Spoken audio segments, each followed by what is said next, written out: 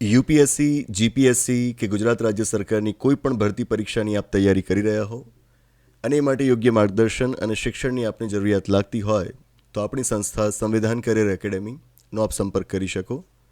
Contact number છે 8469743567. ગાંધીનગર તેમજ અમદાવાદ બંને જગ્યાએ આપણા કેન્દ્રો આવેલા છે.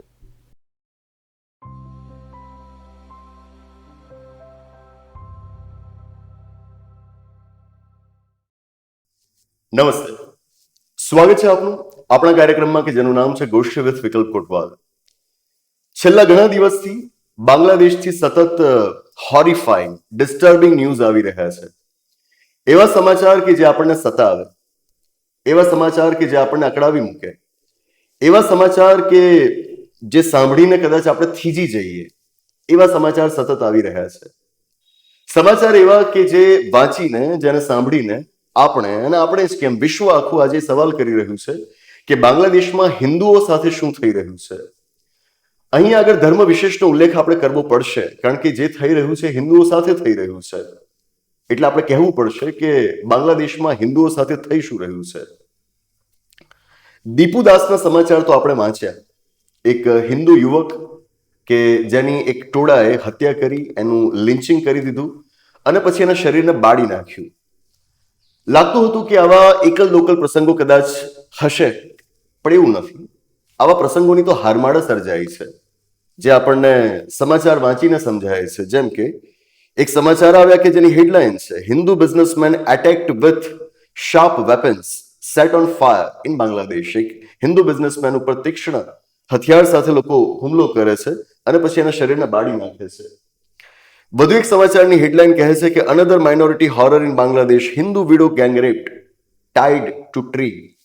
એક હિન્દુ વિધવા મહિલા, એમના ઉપર ગેંગરેપ થાય છે અને પછી એમને ઝાડ સાથે બાંધી દેવામાં આવે છે. કેટલી હેવાનિયત. સમાચાર આવે છે કે another man lynched in Bangladesh days after Dipu Das killing. દીપુદાસનું પ્રકરણ હજુ પૂરું થયું નહોતું, ત્યાં આગળ વધુ એક હિન્દુ યુવકનું લિન્ચિંગ થઈ જાય છે. સમાચાર આવે છે કે Hindu businessman Rana Pratap Bairagi fatally shot in the head by unidentified man in Bangladesh. Rana Pratap Bairagi નામના એક હિન્દુ બિઝનેસમેન, એમની ગોળી મારીને અમુક લોકોએ બાંગ્લાદેશમાં હત્યા કરી નાખી. બાંગ્લાદેશની અંદર હિન્દુઓ સાથે કે ઇન જનરલ માઇનોરિટીઝ સાથે આવો વ્યવહાર થવો એ કોઈ નવી વાત નથી.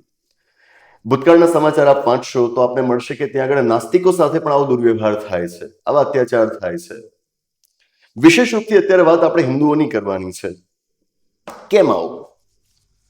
બાંગ્લાદેશની અંદર આવી કોમી હિંસા, કોમ્યુનલ વાયલન્સ એ કોઈ નવી વાત નથી. એનો ઇતિહાસ ઘણો જ જૂનો છે અને એટલો જૂનો છે કે જ્યારે બાંગ્લાદેશ નહોતું, એ લોકો એક દેશ તરીકે અસ્તિત્વ નહોતા ધરાવતા, ત્યારે પણ આવી ઘટનાઓ ત્યાં આગળ ઘટતી.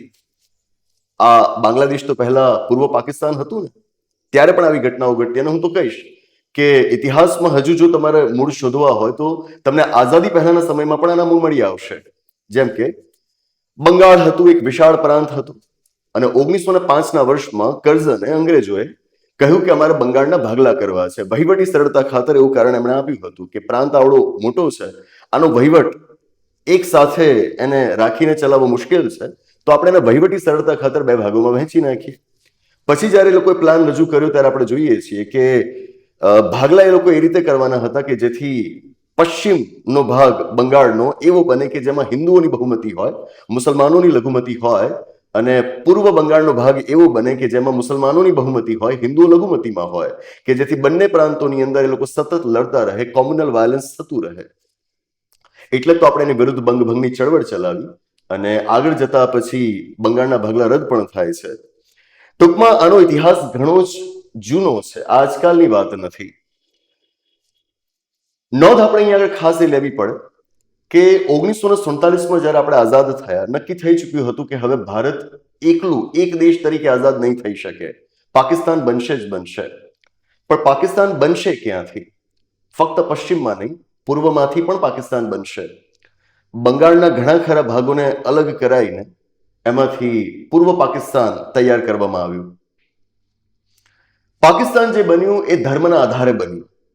મુસલમાનોએ એવું માન્યું કે તેઓ એક અલગ રાષ્ટ્ર છે, હિન્દુઓ કરતા અલગ રાષ્ટ્ર છે, અને જો તેઓ હિન્દુઓ કરતા અલગ રાષ્ટ્ર છે તો એમના માટે એક અલગ દેશ હોવો જોઈએ, પાકિસ્તાન. માંગ કરી અને સફળ પણ થયા. પણ ઇતિહાસ એ બાબતનો ગવાહ છે કે ધર્મના નામ પર રાષ્ટ્ર ટકતા નથી. ધર્મના નામ પર નથી રાષ્ટ્ર ટકતા, નથી દેશ ટકતા. અને એમાં જો તમે કટ્ટરપંથી હોવ તો તમે ટકવાના જ નથી. પાકિસ્તાન સાથે આજ તો થયું.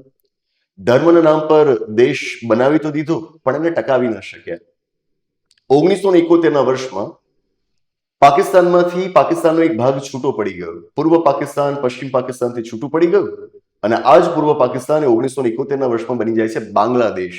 બાંગ્લાદેશની એ લિબરેશન માટેની વોરનો ઇતિહાસ આપ વાંચો, આપને સમજાશે કે એ લોકોએ ધર્મના નામ પર અલગ દેશની માંગ નહોતી કરી. એમણે માંગ કરી હતી અલગ દેશની બાંગ્લા નેશનલિઝમના આધારે, બાંગ્લા રાષ્ટ્રવાદના આધારે, એક બાંગ્લા આઈડેન્ટિટીના આધારે તેઓ કહે છે કે અમારે દેશ તરીકે પેલા પશ્ચિમ પાકિસ્તાનથી છૂટું પડવું છે. એ લોકોએ સેક્યુલરિઝમની વેલ્યુને સ્વીકારી, ધર્મ નિરપેક્ષતાના મૂલ્યને લોકોએ સ્વીકાર્યું. એ ઇસ્લામિક સ્ટેટ ન બન્યા. પણ પછી શું થયું? શેખ મુજીબુર રહેમાન એમની આગેવાની હેઠળ એ લોકોએ આ લડત આપી હતી, બાંગ્લાદેશને અલગ કરાવડાવ્યું હતું. પણ એ જ શેખ મુજીબુર રહેમાનની 1975ના વર્ષમાં હત્યા થઈ જાય છે. અને હત્યા થયા બાદ કટ્ટરપંથીઓ હવે સત્તાના આંચકી લેવાનો પ્રયત્ન કરે છે. અને આ જ પ્રયત્ન કે જેના લીધે બાંગ્લાદેશના બંધારણમાં એ લોકોએ સુધારો કરાવડાવ્યો અને સુધારો કરાવડાવીને જે સેક્યુલર શબ્દ હતો એને હટાવીને ઇસ્લામિક સ્ટેટ બનાવવા માટેની જોગવાઈ એ લોકોએ બંધારણમાં દાખલ કરી. મતલબ કે કટ્ટરપંથ ત્યાં પહેલેથી હતો એની આ સાબિતી છે. ત્યાંના ઘણા કટ્ટરપંથીઓ એવા કે જે માને છે કે પાકિસ્તાનમાંથી બાંગ્લાદેશ છૂટું પડ્યું એના માટે ત્યાંના હિન્દુઓ જવાબદાર છે. અને એટલા જ માટે બાંગ્લાદેશ અલગ થયા બાદ હિન્દુઓ પર થતા અત્યાચાર, લૂંટફાટ, હત્યા, રેપ્સ આની માત્રામાં ખૂબ વધારો નોંધાયો છે. પ્રસંગો આપણે એવા પણ નોંધવા પડે કે જ્યાં આગળ ભારતની અંદર થતી ઘટનાઓએ બાંગ્લાદેશ ઉપર અસર જન્માવી હોય. જેમ કે 1990ના દાયકામાં આપણે ત્યાં અયોધ્યાની અંદર બાબરી મસ્જિદનો પેલો વિવાદાસ્પદ ઢાંચો તોડવામાં આવ્યો. આની સીધી અસર તમને બાંગ્લાદેશ ઉપર જોવા મળશે. 1990ના દાયકામાં ત્યાં આગળ તોફાનો થાય છે. તોફાનો એવા કે જ્યાં ત્યાંના કટ્ટરપંથી મુસલમાનોએ હિન્દુઓના જે ધાર્મિક સ્થળો હતા એને આગ ચાંપી, એને નુકસાન પહોંચાડ્યું, એને તોડી પાડ્યા. તો ભારતમાં જે ઘટનાઓ થઈ એની અસર ત્યાં પણ જોવા મળી છે. આમ આનો ઇતિહાસ પહેલેથી વિવાદાસ્પદ રહ્યો છે. હિન્દુઓ માટે ત્યાં આગળ રહેવું એ હંમેશા મુશ્કેલી ભર્યું રહ્યું છે. એટલે જ તો ત્યાંના ઘણા ખરા હિન્દુઓ એ સમય જતા હવે સ્થળાંતર કરવા માંડ્યા, હિજરત કરવા માંડ્યા. દેશ છોડીને એ આપણે દેશ પશ્ચિમ બંગાળની અંદર આશ્રય લેવા માંડ્યા. આ જ તો કારણ છે કે 1951ના વર્ષમાં જ્યારે પૂર્વ પાકિસ્તાન હતું ત્યારે એની કુલ વસ્તીમાં હિન્દુઓનું પ્રમાણ હતું લગભગ 22%. આ ઓફિશિયલ સેન્સસના આંકડા છે.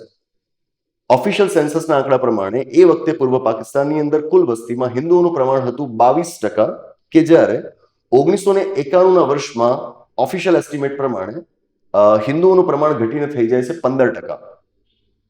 અને જો 2011ની વસ્તી ગણતરીની આપણે વાત કરીએ તો હાલ બાંગ્લાદેશમાં હિન્દુઓનું કુલ પ્રમાણ કુલ વસ્તીમાં માત્ર 8.5% છે. 22%માંથી ઘટીને 8.5% થઈ ગયું છે. આ સ્પષ્ટપણે સૂચવે છે કે હિન્દુઓ ઉપર ત્યાં આગળ અત્યાચારો થઈ રહ્યા છે. આના માટે થોડુંક આપણે ત્યાંના રાજકારણને પણ સમજવું પડશે. કટ્ટરપંથ તો છે જ, કટ્ટરવાદી માનસિકતા તો આના માટે જવાબદાર છે જ, પણ સાથે આપણે આમાં થોડુંક રાજકારણ પણ સમજવું પડશે. શેખ મુજીબુર રહેમાન એમની પાર્ટી અવામી લીગ કે જેના જ પ્રધાનમંત્રી હજુ હમણાં સુધી ત્યાં આગળ હતા શેખ હસીના. શેખ હસીના એ શેખ મુજીબુર રહેમાનના ડોટર છે. અવામી લીગ પક્ષ ઉપર હંમેશા આક્ષેપ થતો રહ્યો છે કે માઇનોરિટી અપીઝમેન્ટ કરે છે. એટલે કે એ લોકો હિન્દુઓને ખુશ રાખે છે, હિન્દુઓની એ લોકોએ વોટ બેંક બનાવી છે. જેમ ભારતની અંદર આપણે ત્યાં હંમેશા આક્ષેપો થતા રહ્યા છે ને કે કોંગ્રેસ એ મુસ્લિમ અપીઝમેન્ટ કરે છે, એમની વોટ બેંક સાચવે છે, બરાબર. તો એ જ રીતે બાંગ્લાદેશની અંદર અવામી લીગ ઉપર આક્ષેપો થતા રહ્યા છે કે હિન્દુઓને ખુશ રાખે છે કે જેથી એ લોકો એમનો વોટ આપતા રહે. એટલે તમે જોશો કે જ્યારે બાંગ્લાદેશની અંદર નેશનલ ઇલેક્શન્સ થવાના હોય, દેશમાં ચૂંટણી થવાની હોય, ત્યારે હંમેશા હિન્દુઓ ઉપર થતા અત્યાચારો વધી જ જતા હોય છે. ચૂંટણી ટાણે આ બધું થતું જ હોય છે. અવામી લીગની આજે સ્થિતિ એ છે. શેખ હસીનાએ ભાગીને આપણે ત્યાં આવવું પડ્યું. ગયા વર્ષે ત્યાં આગળ ક્રાંતિકારી પરિવર્તન આવ્યું અને એ લોકો જુલાઈ રેવોલ્યુશન કહે છે. અને સ્થિતિ એટલી કફોડી બની ગઈ શેખ હસીના માટે કે જો તેઓ બાંગ્લાદેશમાં રહે, પ્રાઇમ મિનિસ્ટર હોવા છતાં કદાચ લોકો એમની હત્યા કરી નાખત. એટલે તેઓ ત્યાંથી ભાગ્યા અને ભારતમાં આવી ગયા અને આપણે એમને આશરો આપ્યો છે, હજુ આપણે ત્યાં જ છે. તો ત્યાં જે ઘટનાઓ ઘટી રહી છે એ ઘટનાઓ સૂચવી રહી છે કે શેખ હસીના અવામી લીગ આ એક રીતે માઇનોરિટીઝનો સાથ આપે છે અને કદાચ એ જ વાત ત્યાંના કટ્ટરપંથીઓને ગમતી નથી. ગયા વર્ષે જ્યારે રેવોલ્યુશન થયું તો એ રેવોલ્યુશનની પાછળ વસ્તુ ખાલી એક જ દેખાતી હતી કે શેખ હસીનાની સરકાર બહુ કરપ્ટ છે, ઇનએફિશિયન્ટ છે, એટલા માટે ત્યાંનું જે જેન્ઝી છે રોષે ભરાયું અને સરકારને ઉથલાવી પાડવાની કોશિશ કરી. ત્યારે કારણ આવું જ લાગતું હતું. પણ અત્યારે જે ઘટનાઓ ઘટી રહી છે એના પરથી સ્પષ્ટપણે જણાય છે કે આમાં મુદ્દો ફક્ત એ કરપ્શનને એ બધું નથી, મુદ્દો સાથે આ ધર્મનો પણ છે કે જ્યાં શેખ હસીના અને અવામી લીગ વિશે ત્યાંના લોકો એમાં પણ ખાસ તો કટ્ટરપંથીઓ એવું માને છે કે આ તો હિન્દુઓને સાથે રાખીને ચાલવામાં માને છે, તો આની સરકાર આપણે ત્યાં ન હોવી જોઈએ. એટલે જ તો એમની સરકારને લોકો ઉથલાવી પાડી અને હવે આખી સત્તા પોતાના હાથમાં લેવાની કોશિશ કરે. સ્થિતિ તો એ સર્જાય છે કે અવામી લીગને એ લોકોએ ત્યાં આગળ બેન કરી દીધી છે. અવામી લીગ એ ત્યાં પાર્ટી તરીકે હવે બેન થઈ ચૂકી છે અને અત્યારે જે ત્યાં ઇલેક્શન્સ થવાના છે એના વિશે સંભળાઈ રહ્યું છે કે જે બાંગ્લાદેશી નેશનલિસ્ટ પાર્ટી છે એની જીતવાની સંભાવનાઓ ખૂબ વધારે છે. નોંધવું એ પણ પડે કે બાંગ્લાદેશી નેશનલિસ્ટ પાર્ટી બીએનપી એના જે ચેરમેન છે, ચેરમેનનું હમણાં ગઈકાલે જ એક નિવેદન આવ્યું હતું કે જેમાં તેમણે કહ્યું હતું કે અમે સેક્યુલરિઝમમાં માનીએ છીએ, અમે ધર્મનિરપેક્ષતામાં માનીએ છીએ, આગળ હિન્દુ હોય, ક્રિશ્ચિયન હોય, કોઈ પણ હોય, બધા શાંતિથી રહી શકે છે. જો રહી શકતા હોય તો આ બધી લિન્ચિંગની બધી ઘટનાઓ કેવી રીતે ઘટે છે? આ સવાલ તો આપણે કરવાનો થાય ને. આ બાબતો સ્પષ્ટપણે સૂચવે છે કે બાંગ્લાદેશ ધીરે ધીરે કટ્ટરપંથી બની રહ્યું છે.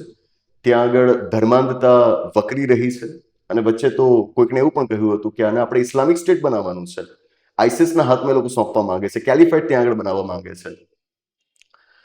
ધર્મની કટ્ટરતાથી કોઈનું ભલું થતું નથી, ભલું તો નથી થતું પણ વિનાશ અવશ્ય થાય છે. બાંગ્લાદેશ એ જ વિનાશના આરે છે, એની સમીપે પહોંચી ગયું છે. બાંગ્લાદેશની અંદર હિન્દુઓ ઉપર અત્યાચારો થાય છે, હકીકત છે. હવે આમાં અભિપ્રાય ન હોય, આ તથ્ય છે, આ હકીકત છે. પણ આ હકીકતની સાથે આપણે વધુ એક હકીકતને પણ એ સ્વીકારવાની રહેશે કે હિન્દુઓ એ એક ક્યારે રહે છે? એ તો હંમેશા જાતિઓમાં વહેંચાયેલા રહે છે. જાતિઓમાં વહેંચાયેલા રહેલા છે એ ફક્ત ભારતમાં નહીં, બાંગ્લાદેશમાં પણ વહેંચાયેલા રહ્યા છે. જાતિઓમાં વહેંચાયેલા રહે છે એટલે ત્યાં આગળ દલિતો એ હિન્દુઓમાં એક અલગ જાતિ છે. એટલે કે ઘણી બધી જાતિઓ છે કે જેમને દલિત માનવામાં આવે છે, અસ્પૃશ્ય માનવામાં આવે છે. આજે પણ જેવું ભારતમાં છે એવું ત્યાં પણ છે. એમની કહાની ઓર છે. એમણે બે પ્રકારના અત્યાચારોનો ભોગ બનવાનું આવે છે. ઇન જનરલ હિન્દુઓ ઉપર ત્યાં આગળ જે શાસક સમુદાય છે એના અત્યાચારો તો છે જ.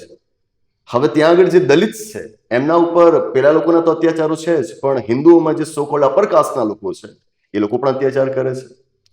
મુદ્દે સમજવાની વાત એ છે, ધર્મ જાતિના નામ પર માણસ જેટલો વહેંચાયેલો રહેશે એટલો જ એ વધારે અત્યાચારનો ભોગ બનશે. આજની સ્થિતિ એ છે કે બાંગ્લાદેશની અંદર હિન્દુઓની વસ્તી 8.5% છે, પણ એમનું અલગ અલગ ઓફિસીસની અંદર પાર્લામેન્ટમાં એટલું રેપ્રેઝન્ટેશન નથી. માંડ 14 જેટલા સંસદ સભ્યો આજે બાંગ્લાદેશની સંસદમાં છે કે જે હિન્દુ છે. આ સૂચવે છે કે એ લોકો એટલો મોટો પોલિટિકલ પાવર નથી બની શક્યા. કદાચ જો એ બની શક્યા હોત તો આવી સ્થિતિઓ ન સર્જાત. આનું એક કારણ તો આપણે એ પણ સ્વીકારવું પડે ને કે હિન્દુઓ ત્યાં આગળ જાતિઓમાં વહેંચાયેલા છે. આ સ્થિતિઓ છે. વેસ્ટેડ પ્રોપર્ટી એક્ટ પણ અહીં આગળ મારે ખાસ નોંધવો પડે. વેસ્ટેડ પ્રોપર્ટી એક્ટ આવો એક કાયદો 1965ના વર્ષમાં પાકિસ્તાને બનાવ્યો હતો. પાકિસ્તાન સાથે આપણે યુદ્ધ થયું અને એ વખતે આપણા ભારતીયો કે જે પાકિસ્તાનમાં રહેતા હોય એમની પ્રોપર્ટી ત્યાં આગળ હતી. પાકિસ્તાને નક્કી કર્યું કે આપણે આને કબજે કરી લઈએ, કારણ કે ભારતીયો કદાચ એનો ઉપયોગ આપણી વિરુદ્ધ આપણા દેશમાં રહીને કરે. જો કે ભારતે પણ આવો કાયદો બનાવેલો છે, એનિમી પ્રોપર્ટી એક્ટ. તો જે તે વખતે પાકિસ્તાને વેસ્ટેડ પ્રોપર્ટી એક્ટ બનાવ્યો અને આપણા ભારતીયોની એમને ત્યાં જે કોઈ પણ સંપત્તિ હતી અને એ લોકોએ કબજે કરી લીધી. ઠીક છે. 1971ના વર્ષમાં જ્યારે બાંગ્લાદેશ બન્યું તો હવે એ વેસ્ટેડ પ્રોપર્ટી એક્ટનો અમલ બાંગ્લાદેશે તો ન કરવો જોઈએ ને. જ્યારે પાકિસ્તાન હતું ત્યારે એ કરે, પણ હવે જ્યારે બાંગ્લાદેશ બન્યું છે ને વિશેષ રૂપથી જ્યારે બાંગ્લાદેશને બાંગ્લાદેશ બનવામાં મદદ આપણે કરી છે, ભારતે કરી છે, તો એણે તો પેલો વેસ્ટેડ પ્રોપર્ટી એક્ટ વાળો કાયદો કાઢી નાખવો જોઈએ ને કે જે ભારતીયોની વિરુદ્ધ હતો. નવાની વાત એ છે કે એ લોકોએ કાયદો ચાલુ રાખ્યો. 1974ના વર્ષમાં એના માટે એક નવી જોગવાઈ કરીને એમણે કાયદો ચાલુ રાખ્યો. પાછળથી 2002ના વર્ષમાં અવામી લીગની સરકારે પ્રયત્ન કર્યો કે આ કાયદાની અંદર ફેરફાર કરીને જે કોઈ પણ ભારતીયોની સંપત્તિ એ જે તે વખતે સરકારે કબજે કરી લીધી હતી એ એમને પાછી આપવામાં આવે. સુધારો તો કર્યો પણ એ કાયદો ક્યારે લાગુ પડ્યો જ નથી. એ કાયદો હજુ લાગુ પડ્યો જ નથી. એટલે કે એ કાયદા હેઠળ જે પ્રકારની કાર્યવાહી લોકોએ કરવાની થાય એ લોકોએ કરી જ નથી. એનું પરિણામ એ આવે છે કે આજની તારીખે પણ એ કાયદા હેઠળ હિન્દુઓ કે ઇન જનરલ ભારતીયોની વાત આપ કરો તો એમની જમીનો છીનવાઈ રહી છે, એમની સંપત્તિઓ છીનવાઈ રહી છે. વેસ્ટેડ પ્રોપર્ટી એક્ટ એ હજુ પણ બાંગ્લાદેશમાં લાગુ છે. તો આનાથી સવાલ તો એક એ પણ ઊભો થાય કે શું ભારત પોતાની વિદેશ નીતિમાં નિષ્ફળ ગયું છે? જે બાંગ્લાદેશને બાંગ્લાદેશ બનવામાં મદદ આપણે કરી હોય તો સ્વાભાવિક છે કે આપણી સાથે એના સંબંધો સારા જ રહેવા જોઈએ ને. તો આ વાત તો એ પણ સૂચવે છે કે કદાચ આપણી વિદેશ નીતિ પણ નિષ્ફળ ગઈ છે. વિદેશ નીતિ નિષ્ફળ જાય જ કે જ્યારે સામે ધર્મના આધાર ઉપર કટ્ટરપંથીઓ બેઠા હોય. જ્યાં સુધી સેક્યુલર માણસો બેઠા હોય ત્યાં આગળ તકલીફ ન હોય, પણ જ્યારે તમે કટ્ટરપંથીઓના હાથમાં સત્તા સોંપી દો ત્યારે આ થવાનું જ છે. અને બાંગ્લાદેશ એનું જીવતું જાગતું ઉદાહરણ છે. ઘણા બધા આવા સમાચાર આવ્યા છે. આશા રાખીએ કે આવા સમાચાર બધું ના આવે અને બાંગ્લાદેશ જ નહીં વિશ્વના કોઈ પણ ખૂણે માઇનોરિટીઝ ઉપર અત્યાચાર ના થાય. ફક્ત તમારું પ્રમાણ ઓછું છે, કુલ વસ્તીમાં તમે ઓછા છો, એ તો કારણ ન હોવું જોઈએ ને કે કોઈક તમારું લિન્ચિંગ કરી નાખે, તમારી હત્યા કરી નાખે, બળાત્કાર કરે. આ તો કારણ ન હોવું જોઈએ. આવું વિશ્વ તો કોને ગમે? કોઈને ના ગમે. અને જે લોકો ધર્મના નામ પર આ કરતા હોય, ખબર નહીં એમની અંદર વિચારશીલતા તો હશે જ નહીં, પણ એક વખત પોઝ લઈને એમણે પણ સવાલ કરવો જોઈએ કે શું એમને ધર્મ આવું શીખવે છે? એ પછી ઇસ્લામ હોય કે બીજો કોઈ પણ ધર્મ હોય, એમણે ઊભા રહીને પોતાની જાતને સવાલ કરવો જોઈએ કે શું એમનો ધર્મ એમને આવી વાતો શીખવે છે?